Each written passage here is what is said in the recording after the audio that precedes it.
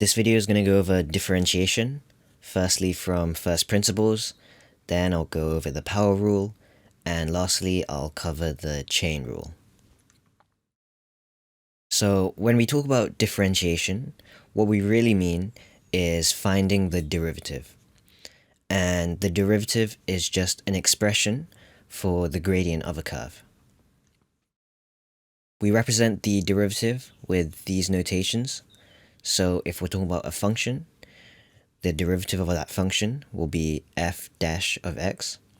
And if we're talking about a variable, then the derivative of that variable will be df over dx, where f is the variable that we're differentiating, and the dx is what we're differentiating with respect to.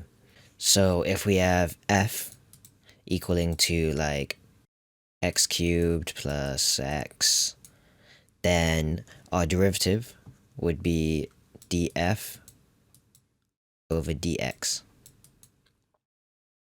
And notice how we can differentiate as many times as we want. So we can find the second derivative or the third derivative, and we can do that forever. Alright, let's talk about the formal definition of a derivative. And this expression in the top right is basically how we define the derivative with maths. So I'm going to show you guys how this expression is derived. So let's say we have a graph, and we want to find the gradient at a specific point. Well, if we think back to how to find the gradient of a straight line, then all we have to do is the change in y over the change in x, right? So let's pick 2 points on this graph and connect them. We want to keep this general, so let's say that this first point is at x, and this second point is at x plus h. So the difference in x, or the change in x, is just going to be h. And so if this curve is a function of x, then we can say that the height of this point at x is just going to be f of x. And the height of the other point at x plus h is going to be f of x plus h. So now we can find the gradient of this chord or line, and that's just going to be the change in y over the change in x. But in this case, it's more general, because we picked these points a bit arbitrarily. Like, these could have been points on any part of the curve. So the change in y is just going to be x plus h minus f of x. And that's all divided by the change in x, which is just h. Notice how the expression that we've got is slightly different to the actual definition. And that's because what we have here is an expression for the gradient of this line. But we want the gradient at a given point. Let's say at x. So what we want to do is we want to decrease the value of h until it approaches 0. But we can't have it equal to 0, because then we'd be dividing by 0.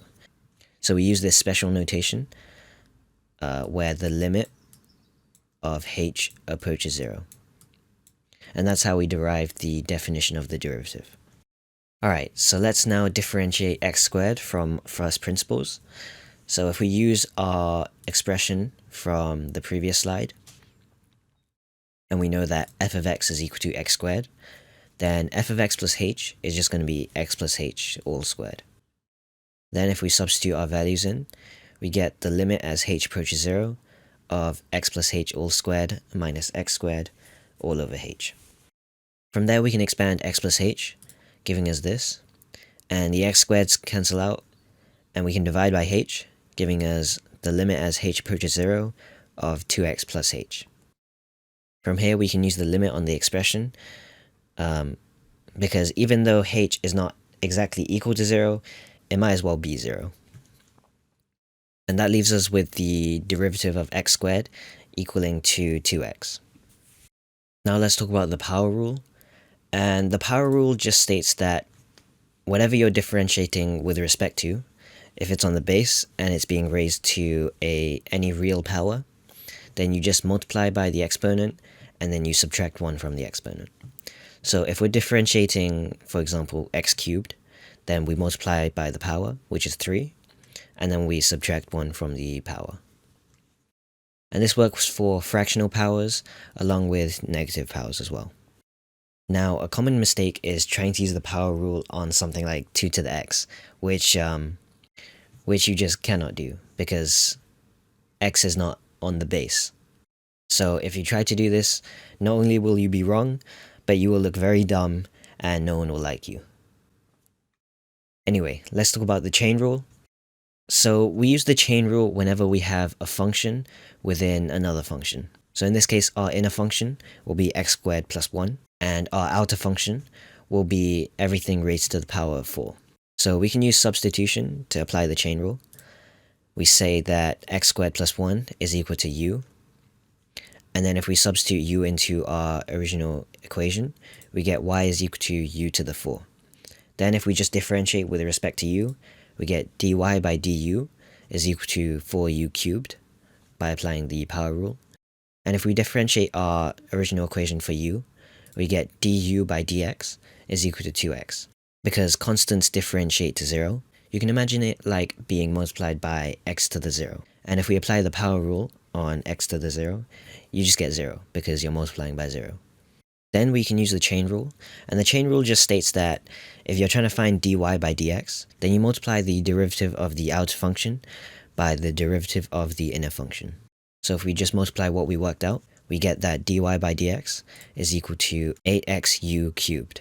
Then if we substitute u into our equation, we get that our derivative is equal to 8x multiplied by x squared plus 1 cubed. Lastly, I'm going to be going over some more examples of the chain rule.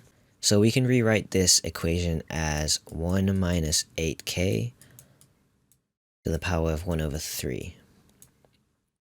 Then if we substitute 1 minus 8k with u and differentiate u with respect to k, we get du by dk is equal to minus 8.